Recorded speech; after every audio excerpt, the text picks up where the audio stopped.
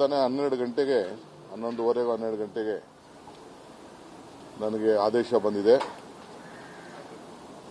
ದಾವಣಗೆರೆ ಮತ್ತು ಬಾಗಲಕೋಟೆ ಸೀಟನ್ನು ನಮ್ಮ high command clear ಮಾಡಿದೆ. ಬಾಗಲಕೋಟೆಗೆ ಉಮೇಶ್ ಮೇಟಿ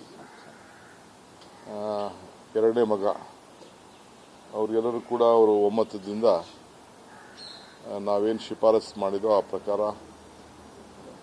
ಒಪ್ಕೊಂಡಿದ್ದಾರೆ. ಸೊ ದಾವಣಗೆರೆ ಸೀಟ್ ಕೂಡ ನಿನ್ನೆ ಎಲ್ಲ ಮೈನಾರಿಟಿ ಲೀಡರ್ಸು, ಚೀಫ್ ಮಿನಿಸ್ಟ್ರು, ನಾನು, ನಮ್ಮ ACC ಜನರಲ್ ಸೆಕ್ರೆಟರಿ ಮತ್ತು ಜಮೀರ್ ಅವರು, ನಾಜೀರ್ ಅವರು, ಸಲೀಂ ಅವರು, ನಾಜೀರ್ ಹುಸೇನ್ ಅವರು, ನಮ್ಮ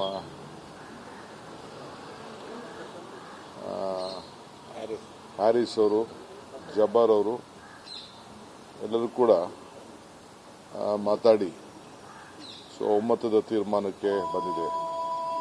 ನಮ್ಮ ಪಕ್ಷದ ಸಂಪ್ರದಾಯದಂತೆ ಮೊದಲಿಂದ ಕೂಡ ಆ ಕುಟುಂಬದವ್ರಿಗೆ ನಾವು ಮಧ್ಯ ಕಾಲದಲ್ಲಿ ಖಾಲಿ ಆದಾಗ ನಾವು ಅವಕಾಶವನ್ನು ಮಾಡಿಕೊಡ್ತಿದ್ದೋ ಆ ಪ್ರಕಾರ ನಾವು ತೀರ್ಮಾನವನ್ನು ಶಿಫಾರಸು ಕಳಿಸಿದ್ವಿ. ಎಲ್ಲರೂ ಕೂಡ ಒಪ್ಕೊಂಡಿದ್ದಾರೆ. ಒಮ್ಮತಕ್ಕೆ ಚುನಾವಣೆ ಮಾಡಿ 2 ಸೀಟನ್ನು ಕೂಡ ಗೆಲ್ಲಿಸ್ಕೊಂಡು ಬರ್ತೀವಿ ಅಂತೇಳಿ ಒಪ್ಕೊಂಡಿದ್ದಾರೆ. ಈಗಾಗಲೇ ನಾನು ಮಲ್ಲಿಕಾರ್ಜುನ್ ಅವ್ರಿಗೆ ಅವರ ಮಗನ B.Pharm ಅವ್ರ ಕೈಯಲ್ಲಿ ಕೊಟ್ಟು ಕಳಿಸ್ಕೊಡ್ತಾ ಇದ್ದೀನಿ. ನಾಳೆ ನಾನು ಮತ್ತು ಮುಖ್ಯಮಂತ್ರಿಗಳು ಇನ್ನು ಕೆಲವು ನಾಯಕರುಗಳು ನಾವೆಲ್ಲ ಹೋಗ್ತಾ ಇದ್ದೀವಿ. ದಾವಣಗೆರೆ ಮತ್ತು ಬಾಗಲಕೋಟೆಯಲ್ಲಿ ಹೋಗಿ ನಾಮಪತ್ರವನ್ನು ಸಲ್ಲಿಸುವಂಥ ಕಾರ್ಯಕ್ರಮದಲ್ಲಿ ನಾವು ಭಾಗವಹಿಸ್ತೀವಿ.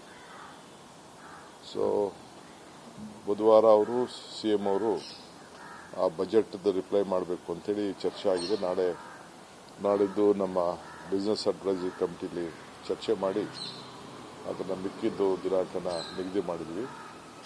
ಬುಧವಾರ ಸಾಯಂಕಾಲ ನಮ್ಮ ಶಾಸಕಾಂಗ ಪಕ್ಷದ ಸಭೆಯನ್ನು ಕೂಡ ಮುಖ್ಯಮಂತ್ರಿಗಳು ನಿಗದಿ ಮಾಡಿದ್ದಾರೆ. ನಮ್ಮ ACC ಜನರಲ್ ಸೆಕ್ರೆಟರಿ ಕೂಡ ದೆಹಲಿಯಿಂದ ಶಾಸಕಾಂಗ ಪಕ್ಷದ ಸಭೆಗೆ ಅವರು ಕೂಡ ಭಾಗವಹಿಸಲಿದ್ದಾರೆ. ಈ ಚುನಾವಣೆ ಏನು ವಿಚಾರದಲ್ಲಿ, ಟಿಕೆಟ್ ವಿಚಾರದಲ್ಲಿ ತಾವು ವಿಭಿನ್ನವಾಗಿ ಕೆಲವು ಚರ್ಚೆಗಳನ್ನ ಮಾಧ್ಯಮಕ್ಕೆ ಹೇಳ್ತಾ ಇದ್ರಿ, ಅದಕ್ಕೆಲ್ಲ ತೆರೆಯನ್ನು ನಾವು ಎಳೆದಿದ್ದೇವೆ.